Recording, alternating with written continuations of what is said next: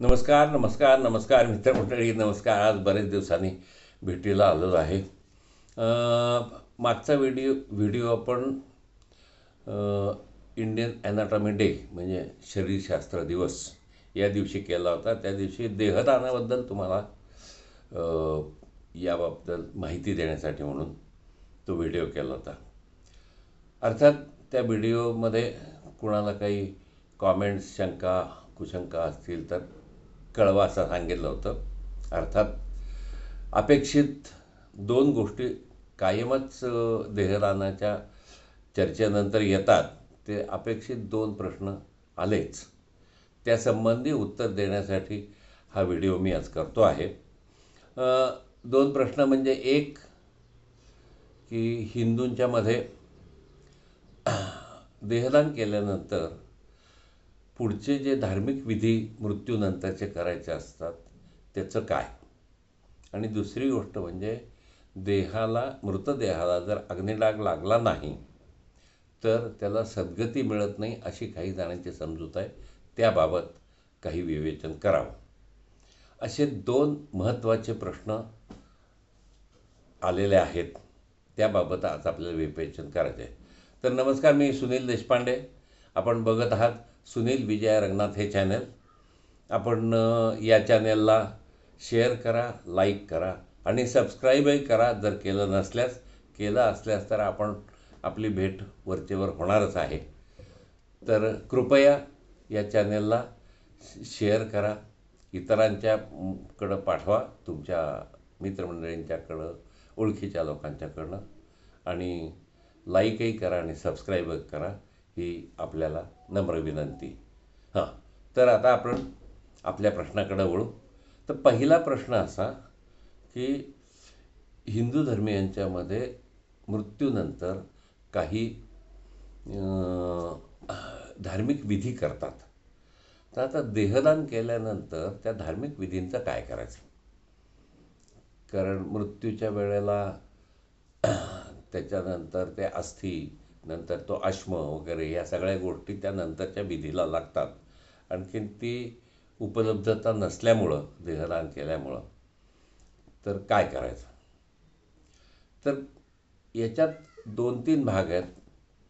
एक तर म्हणजे यापूर्वीचा माझा व्हिडिओ आपण पाहिला असेल, त्या व्हिडिओमध्ये दधीची ऋषींच्या कथेसंबंधीचा व्हिडिओ. तर त्या व्हिडिओमध्ये खरं म्हणजे ब्रह्मदेवानेच क्लिअर कट सांगितलेलं आहे की दधीची ऋषींनी ब्रह्मदेवांना वर मागितला होता की जो कोणी समाजहितासाठी स्वतःच्या देहाचं दान करेल अशा माणसाला जन्ममरणाच्या फेऱ्यातून मुक्ती मिळावी, अशा व्यक्तीला. आणि त्याला ब्रह्मदेवाने हो म्हणून सांगितलं होतं, त्यांना आशीर्वाद दिला होता. त्यामुळं ब्रह्मदेवांच्या वचनाप्रमाणे जो मनुष्य सामाजिक हितासाठी आपल्या देहाचं दान करतो अशा माणसाला ऑलरेडी मुक्ती मिळते आहे. आपल्याला मृत्यूनंतरचे जे दिवस करायचे ते आत्म्याला मुक्ती मिळावी म्हणून करायचे असतात. पण ऑलरेडी सामाजिक हितासाठी देहदान केल्यामुळे ती मुक्ती आपल्या ब्रह्मदेवांच्या आशीर्वादामुळे त्या मृतदेहाला किंवा त्या मृतदेहातील आत्म्याला मिळालेलीच आहे. त्यामुळं खरं म्हणजे त्या गोष्टीची आवश्यकता नाही. पण तरीसुद्धा काही लोकांना त्या विधीशिवाय चैन पडत नाही. त्यामुळं दोन प्रकाराने माणसं स्वतःची एक समजूत घालतात म्हणा, किंवा त्यांना तो विधी केल्याचं समाधान मिळतं किंवा विधी करतात. त्यातला एक म्हणजे देहदान करताना केस किंवा नखं देहावरची काढून घेता येतात. त्याच्यामुळे काही प्रश्न. तर काही लोक स्वतःच्या मनाची समजूत काढून घेण्यासाठी मृतदेहाचे केस आणि नखं काढून घेतात आणि ती जाळून त्याच्यानंतर मग त्याची राख वगैरे हे करून आणखीन मग त्याच्यानंतर ते त्या पद्धतीनं धार्मिक विधी वगैरे करतात. ही एक समजूत काढून घेण्याची पद्धत. पण ती एक काही ठिकाणी रूढ आहे. काही लोक करतात. पण मुख्य आणि महत्त्वाची गोष्ट यामधली ही अशी आहे की जर कोणाला धार्मिक विधी म्हणजे 10वा 12वा 13वा जे काही आहेत ते करायचेच असतील तर आपल्या पूर्वापार चालत असलेल्या सनातन धर्मशास्त्रांनीच सांगून दिलेली पद्धत आहे. देहदान हे पूर्वी नव्हतं, परंतु ज्यांचे देह उपलब्ध झाले नाहीत, म्हणजे शिकारीला गेले आणि परत आले नाहीत, प्राण्यांनी खाऊन टाकले त्यामुळे देह उपलब्ध झाले नाहीत, बोटीने प्रवासाला गेलेले बोट बुडली त्यामुळं देह उपलब्ध झाला नाही, त्यामुळं अशा लोकांसाठी युद्धावर गेले पण युद्धावर मृतदेह मिळू शकले नाहीत युद्धाच्या ह्याच्यामध्ये, त्यामुळे युद्धावरून देह परत आले नाहीत त्या लोकांसाठी अशा पद्धतीने अनेक परिस्थितीमध्ये देह मृत्यूनंतर उपलब्ध होत नाहीत. अशा वेळेला जर मृत्यूनंतर देह उपलब्ध झाला नाही तर अशासाठी म्हणून धर्मशास्त्रानेच मूळ धर्मशास्त्राच्या शास्त्रानुसार काही विधी ज्यांचे देह उपलब्ध झाले नाहीत अशांसाठी आहेत आणि ते करता येतात. ते शास्त्रसंमत आहेत आणि पूर्वापार चालत आलेले आहेत अशा परिस्थितींमध्ये. त्यामुळे त्या पद्धतीच्या विधीमुळे तुमचे धार्मिक विधीचं जे काही पूर्तता आहे ती होऊ शकते. आणि ही पूर्तता अलीकडे बऱ्याच ठिकाणी जे मृत्यूनंतरचे जे दिवस करणारे जे काही पुजारी ब्राह्मण जे कोणी असतात तर ती लोक हे करतात. पण समजा हे नसतील तर पुण्याला ज्ञानप्रबोधिनी ही संस्था आहे. त्या संस्थेमार्फत देहदान केल्यानंतर अशा पद्धतीचे धार्मिक विधी शास्त्रशुद्ध शास्त्रसंमत धार्मिक विधी करण्याची पद्धत आहे. त्यांना बोलावलं तर ते काही नाममात्र चार्जेस घेऊन हे विधी करतात आणि हे शास्त्रसंमत आणि मूळ शास्त्राला धरून धर्मशास्त्राला धरून हे विधी आहेत. त्यामुळं ज्यांना विधी करायचे आहेत त्यांच्यासाठी हा पर्याय उपलब्ध आहे आणि ते सगळे शास्त्रसंमत आणि मूळ विधी आहेत, त्यामुळे ते करायला हरकत नाही. आता हा एक भाग झाला. दुसरं म्हणजे काही लोकांची अशी शंका आहे की अशी समजूत आहे की देहाला जर अग्निडाग लागला नाही तर त्याला सद्गती मिळत नाही. असा कुठेही रेफरन्स नाही. खरं म्हणजे ही फक्त समजूतच आहे.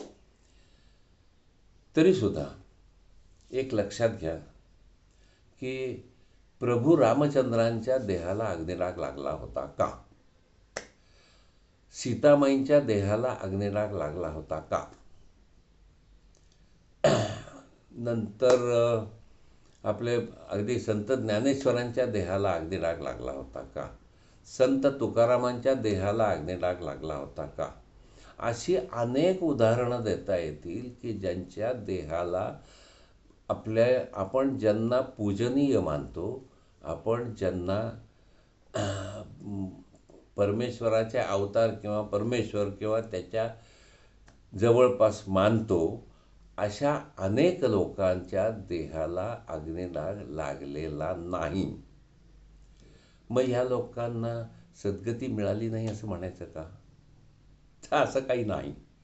मूळ म्हणजे मृत्यूनंतर देहाचा आणि आत्म्याचा संबंध संपतो असं आपल्या धर्मशास्त्रात सांगितलेलं आहे. आत्मा देहापासून वेगळा झाला तर देह म्हणजे माती, हे धर्मशास्त्रांनीच संमत केलेलं आहे, मान्य केलेलं आहे. त्यामुळं देह म्हणजे मातीच उरते. मग देहाचं आपण देह नष्ट करतो, कोणत्या तरी पद्धतीनं देह नष्ट करणं आवश्यक असतं. कारण समाजाच्या आरोग्याच्या दृष्टीनं देहाची नष्टचर्य देहाचं होणं आवश्यक आहे, म्हणून आपण ते नष्ट करतो. त्यामुळे या संपूर्ण देह नष्ट करण्याच्या पद्धतीचा आणि सद्गती मिळण्याचा मुळात काहीच अर्थार्थी संबंध नाही. ही एक समजूत आहे लोकांची, आणि काही लोकांची, सगळ्याच लोकांची नाही. तर ही समजूत मनातून काढून टाकला, कारण अत्यंत आपल्या अगदी पूर्वापार आपल्या धर्मामध्ये मोठमोठ्या लोक जे आहेत ते अशा पद्धतीनं ज्यांच्या देहाला अग्निडाग नाही लागलेला तरीसुद्धा ती लोक मोठी मोठी आहेत. त्यामुळे त्याचा संबंध नाही. संबंध सद्गतीचा कशाशी आहे? मृत्यूनंतर तुमच्या देहाचं काय होतं ह्याच्याशी सद्गतीचा संबंध नाहीच. मृत्यूपूर्वी तुम्ही कसे वागला, मृत्यूपूर्वी तुम्ही काय पुण्य केलं, काय सत्कृत्य केलं, काय चांगलं केलं, समाजासाठी काय केलं किंवा दुसऱ्यांसाठी काय केलं, परोपकारः पुण्याय पापाय परपीडनम. तर त्यामुळं पुण्य काय केलं ह्याच्याशी तुमच्या सद्गतीचा संबंध आहे. मृत्यूनंतर तुमच्या देहाचं काय होतं याच्याशी सद्गतीचा काहीही संबंध नाही.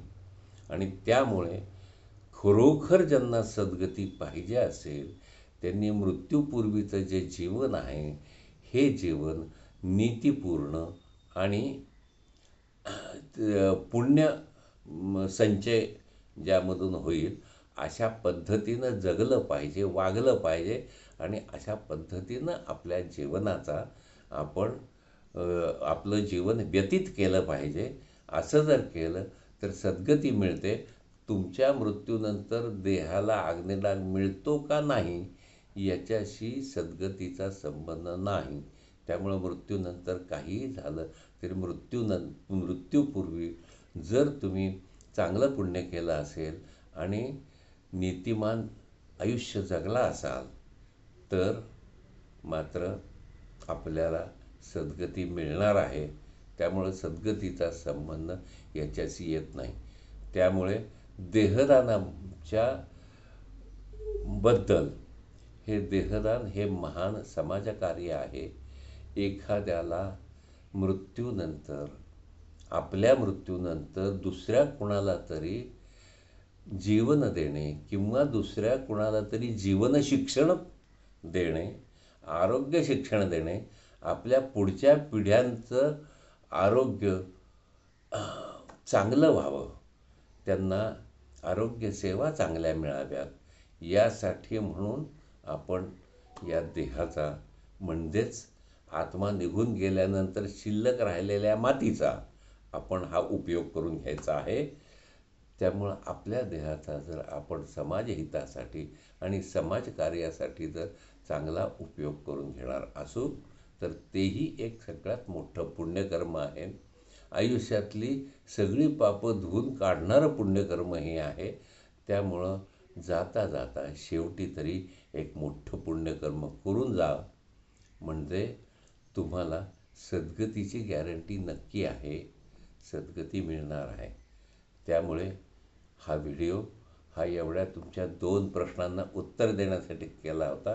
पुढचे व्हिडिओ, पुढच्या कथा किंवा पुढचे विषय या बाबतीतले येतील त्यासाठी करीनच.